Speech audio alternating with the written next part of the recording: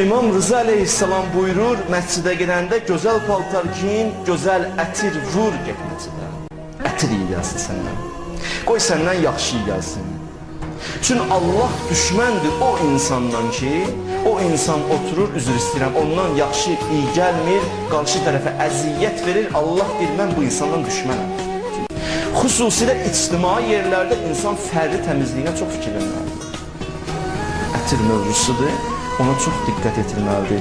Təmiz, səliqəli, ətirli şəkildə gəlməlidir. Bu ətir kişilərə aiddir, qadınlara yox. Qadınlara aiddir bu. Qadın evdə vursun.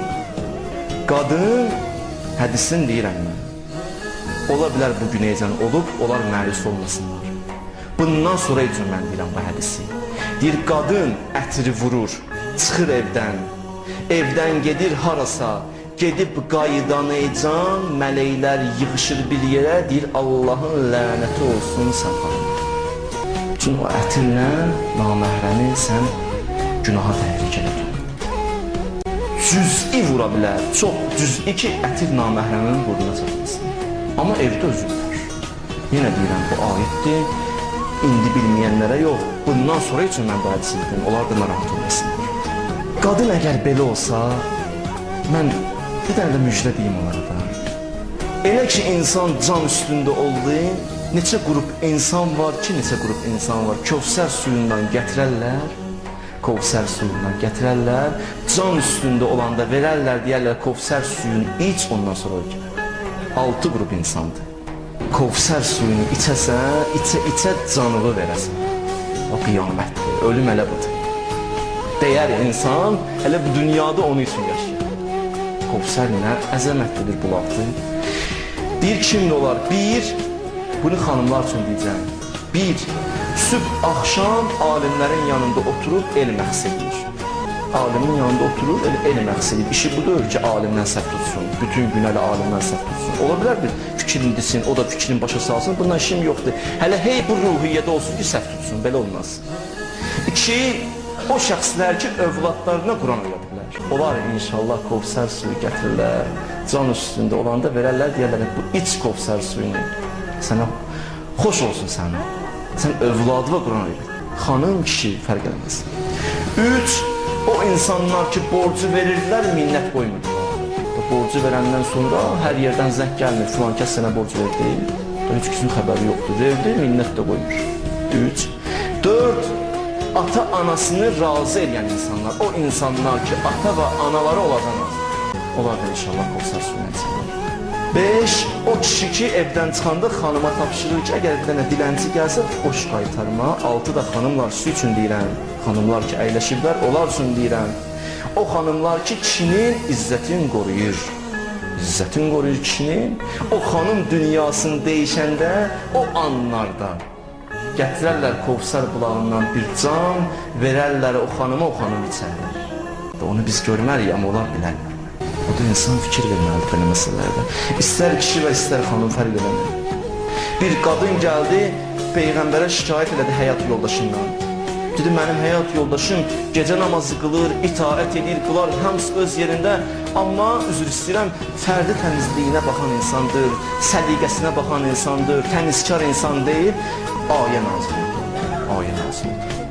Ayə buyurdu, La tuharrimu, ya eyyuhəl-ləzine amanu, La tuharrimu teyyibatu ma ahəllallahu ləkum, və la ta'tadu, innəllaha la yuhibbul mu'tadin.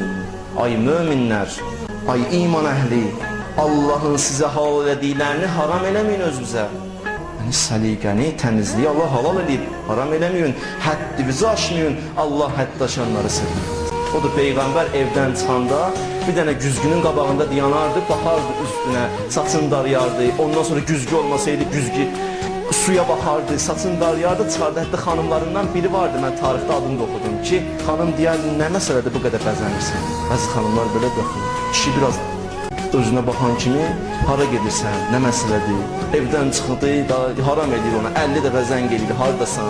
Harada olacaq, işləməyə gedib də bu da. Bunu işsiz fikri budur ki, evə çörək gətirsin də.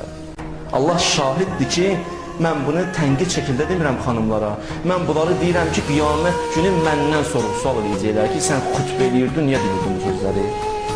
Mənim vəzifəmdir. Bunu deməliyəm, hamımıza deməliyəm də, hamımız bilməliyik. Kisəçinin işi nədir? Aydındır.